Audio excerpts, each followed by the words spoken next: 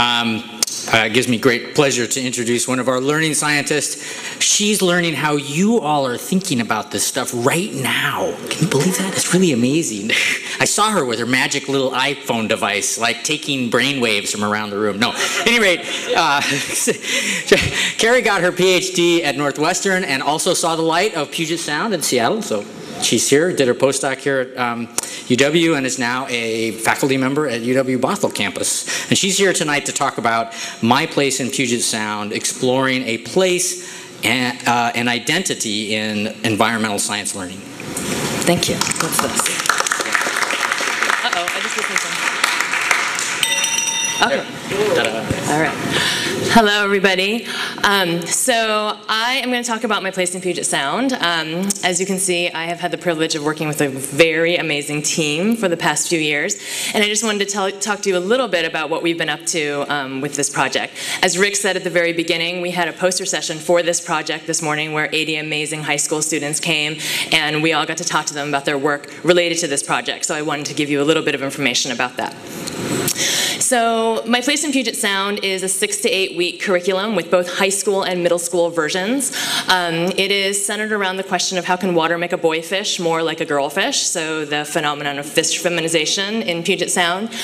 Fundamentally, it's about the investigation of the connection between human action and compounds in Puget Sound. We partner with Sound Citizen, and we use and we have the students investigate the data from Sound Citizen to do these kinds of investigations. And since 2008, over 1,500 students have participated in the unit. So, as Fritz said, I'm a learning scientist. I don't study brain waves, although some learning scientists do. One thing that I'm really interested in is understanding how to design science education-based learning environments that incorporate our best theories of learning. And so one of the things that we've incorporated into this unit is understanding theories of learning and as connected to place. And so we look at some of what we call the critical place-based literature that tell us that places are what we would call deeply pedagogical. They tell us a lot about how the world works and how our lives and how our positions in our life fit into those places.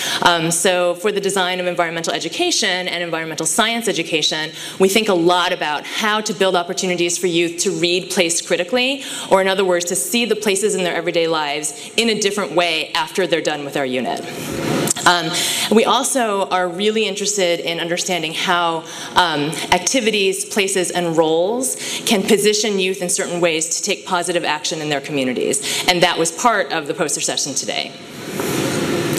So we are deeply committed in this project to not telling kids what to do. And so what we do in this unit instead is we give them opportunities to engage with, I'll talk to you about that in a second. Engage with scientific data from Sound Citizen and from other sources in their own designed investigations. We also give them opportunities to unpack what we would call dominant environmental messages, like what do we consider a green clean? What happens if a product is actually green? Does that make it better for the environment? Those kinds of things. And then we also have them engage in community-based action projects where they take a practice in their everyday lives that's important to them and start to understand the personal health impact of that practice and the impact on the marine ecosystem. And this is what was presented today at the University of Washington.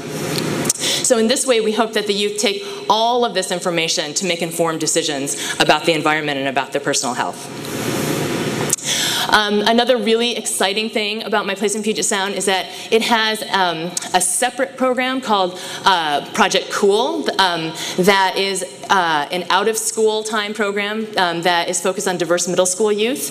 The great thing about this is that the middle school youth have opportunities to be mentored by scientists who are undergrads and graduate students to engage in scientific research that's important to them and their communities. And so as COSEE is sort of on its way out, Project Cool is actually funded for another 3 years to do exactly that, to connect science undergraduates and graduate students with middle school students in the area. So if you are one of those people, we are interested in talking to you. And there's my contact information, but Tansy Clay Burns is in charge of Project Cool, and she's also really interested in hearing from you if you are interested in being part of that project.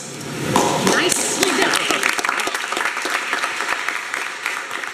Thank Thank you very much.